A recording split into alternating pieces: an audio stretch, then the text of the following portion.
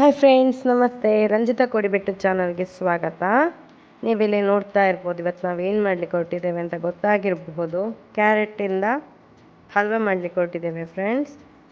ಇಲ್ಲಿ ಫಸ್ಟಿಗೆ ನಾನು ಕ್ಯಾರೆಟನ್ನು ತೊಟ್ಟು ತೆಗೆದು ಅದನ್ನು ಚಂದ ಮಾಡಿ ತೊಳ್ಕೊಂಡು ಆಮೇಲೆ ಅದರ ಸಿಪ್ಪೆ ತೆಗೆದು ಹೀಗೆ ತುರ್ಕೊಳ್ತಾ ಇದ್ದೇನೆ.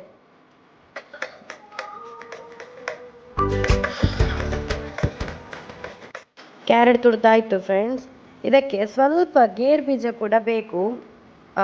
ನಡುವಲ್ಲಿ ಗೇರು ಬೀಜ, ಹುರಿದ ಗೇರು ಬೀಜ ಸಿಕ್ಕುವಾಗ ಹಲ್ವಾ ತುಂಬ ಟೇಸ್ಟಿಯಾಗಿರ್ತದೆ. ಇದಕ್ಕೆ 1-2 ಚಮಚದಷ್ಟು ಫಸ್ಟ್ ಬಾಣಲೆಗೆ ತುಪ್ಪ ಹಾಕ್ಕೊಂಡಿದ್ದೇನೆ. ಅದಕ್ಕೆ ಸ್ವಲ್ಪ ಗೇರು ಬೀಜ ಹಾಕ್ಕೊಂಡಿದ್ದೇನೆ. ಇದನ್ನು ಚಂದ ಮಾಡಿ ಹುರ್ಕೊಳ್ಬೇಕು.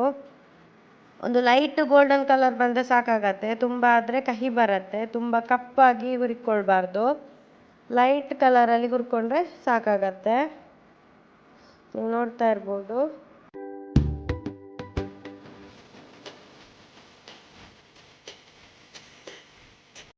ಗೇರು ಬೀಜ ಹುರ್ಕೊಂಡಾಯಿತು. ಅದೇ ತುಪ್ಪ, ಉಳಿದ ತುಪ್ಪಕ್ಕೇನೆ ನಾನೀಗ ತುರಿದಂತಹ ಕ್ಯಾರೆಟನ್ನು ಹಾಕಿ ಅದನ್ನು ಕೂಡ ಫ್ರೈ ಮಾಡ್ಕೊಳ್ತಾ ಇದ್ದೇನೆ.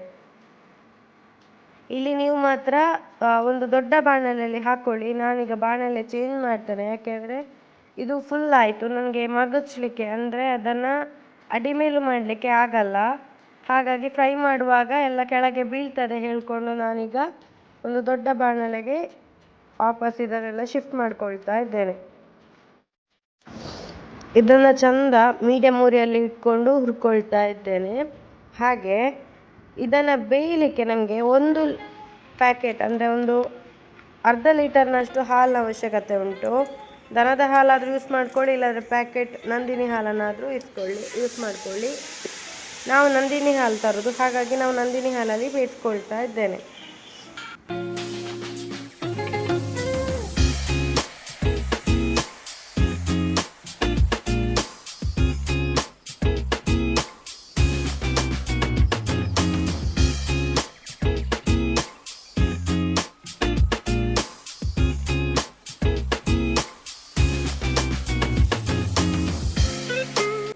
ಕ್ಯಾರೆಟ್ ಹಲ್ವಾ ಆದಷ್ಟು ಹಾಲಲ್ಲೇ ಮಾಡಿದರೆ ಒಳ್ಳೆಯದು. ಹಾಲು ಕಮ್ಮಿ ಇದ್ದರೆ ಸ್ವಲ್ಪ ನೀರು ಸೇರಿಸ್ಕೊಳ್ಬೋದು, ಆದರೆ ಹಾಲಲ್ಲೇ ಬೇಯಿಸಿದರೆ ಕ್ಯಾರೆಟ್ ಹಲ್ವಾ ತುಂಬಾ ಟೇಸ್ಟಿಯಾಗಿರುತ್ತೆ.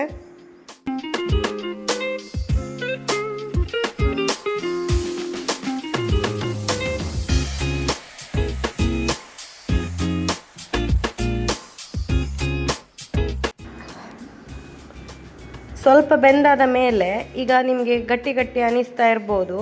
ಇದಕ್ಕೆ ನಾನೀಗ ಸ್ವಲ್ಪ ಸಕ್ಕರೆ ಹಾಕ್ಕೊಳ್ತಾ ಇದ್ದೇನೆ. 1 ಕಪ್ಪಿನಷ್ಟು ಸಕ್ಕರೆ ಹಾಕ್ಕೊಳ್ತಾ ಇದ್ದೇನೆ ನಾನು.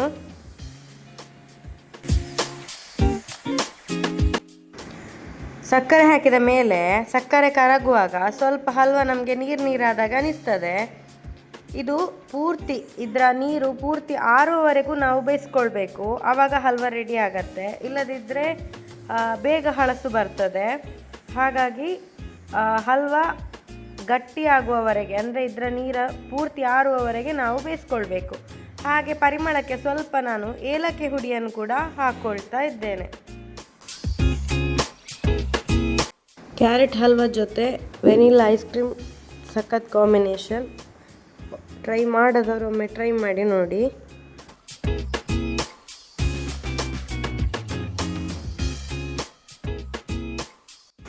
ಹಲ್ವಾ ರೆಡಿ ಆದ ಮೇಲೆ ಇದಕ್ಕೆ ನಾವು ಹುರಿದಿಟ್ಟುಕೊಂಡಂತಹ ಗೋಡಂಬಿಯನ್ನು ಸೇರಿಸಿಕೊಂಡ್ರೆ ನಮ್ಮದು ಹಲ್ವಾ ರೆಡಿ.